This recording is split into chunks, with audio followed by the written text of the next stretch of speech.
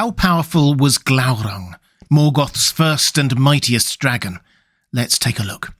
Hi everyone, this is Robert. Welcome to Deep Geek. On this channel we cover The Lord of the Rings, A Song of Ice and Fire, and other great fantasy books and TV shows like The Witcher.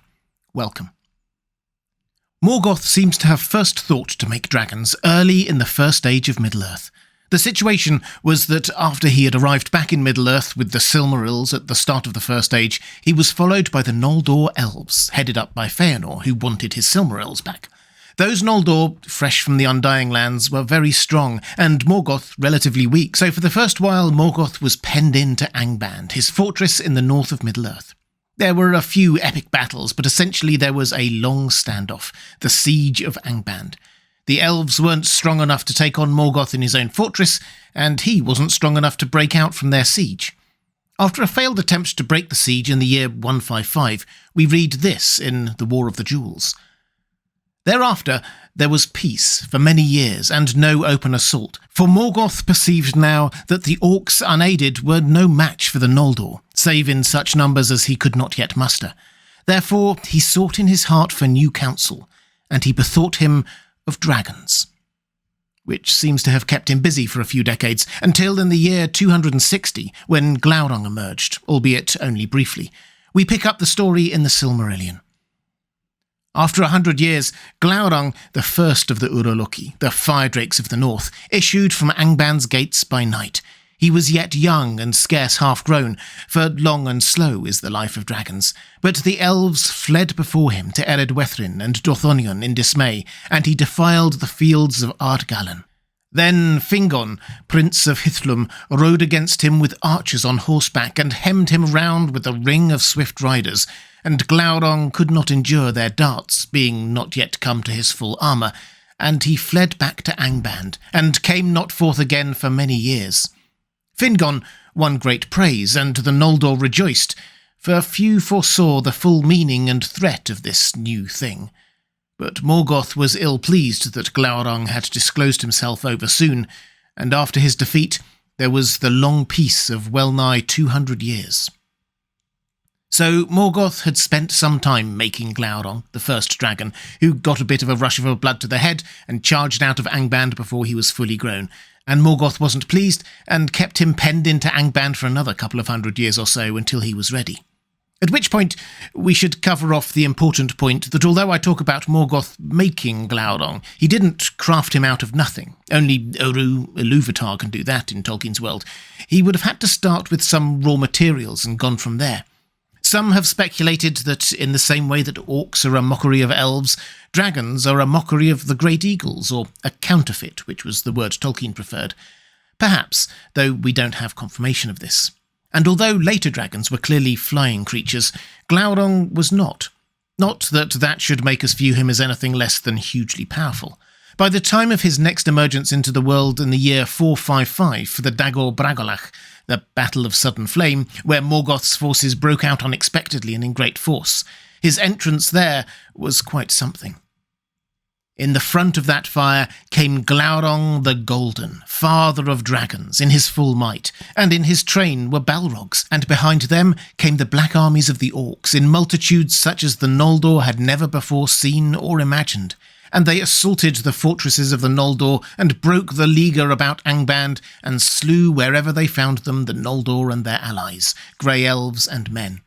Many of the stoutest of the foes of Morgoth were destroyed in the first days of that war, bewildered and dispersed, and unable to muster their strength. Glaurung the Golden was the head of a massive army, with Balrogs as his support act. Reading on, his personal impact is clear. The strength and terror of the Great Worm were now great indeed, and elves and men withered before him. It appeared that no single opponent could stand before him, and if we're talking about power, then he had that in abundance. Hugely strong, he used his tail and weight to his advantage, crushing opponents. He could breathe fire, and his armour was massively strong, except in one place. We'll obviously come back to that. At one point, he even threw up a vast vapour and foul reek that scattered his opponents. Later, we learn that his blood was so noxious that it could render even strong men unconscious. All but the greatest heroes of the age withered before him. And it wasn't just the physical power that set him apart from the rest of Morgoth's forces. There was his ability to hypnotize and control his opponents. Witness this moment when he manages to stop the mighty Turin mid-attack just by catching his eye with his magnetic gaze. Then Turin sprang about and strode against him, and the edges of Gurthang shone as with flame. But Glaurung withheld his blast and opened wide his serpent eyes and gazed upon Turin. Without fear, Turin looked into them as he raised up the sword, and straight away he fell under the binding spell of the lidless eyes of the dragon, and was halted, moveless. Then, for a long time, he stood as one graven of stone, and they two were alone, silent before the doors of Nargothrond. Glaurung's control here is so complete that Turin loses all awareness of what is going on around him. Orcs swarming past, the cries of their captives. Instead, Glaurung speaks honeyed words, making Turin hate himself and influencing him to retreat and go to a completely different part of Middle-earth, seeking his family. And Turin, being under the spell of Glaurung, hearkened to his words, and he saw himself in a mirror misshapen by malice, and loathed that which he saw. Then Turin, being yet bemused by the eyes of the dragon, as were he treating with a foe that could know pity, believed the words of Glaurung, and turning away, he sped over the bridge. This is impressive and a worrying level of control over a strong-minded man.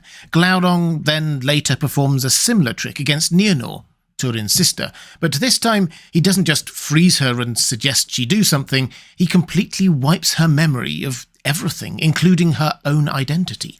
Scary stuff. I won't go into the whole plot of Children of Húrin here, but Glaurung's manipulations were at the heart of it all, and it shows one other incredibly powerful aspect of Glaurung's armoury, his fearsome intellect. This isn't just a matter of him being quite clever. He had an innate understanding of motivations and desires, and how to press the exact right buttons to make people do things they otherwise wouldn't do. This ability is so uncanny, reading the Children of Húrin often leads you to wonder whether Glaurung actually had the ability to see ahead in time. There's no real indication that he could. He was just that good at manipulation that things turned out the way he wanted. Not that it was perfect. There were some things he could not foresee, including his own doom, which came from Turin hiding in a chasm so he could stab up into Glaurung's soft underbelly. I said we would come back to that weakness in his armour. Still, even in his death, he forged the final link in the doom and tragedy of Turin and Nienor.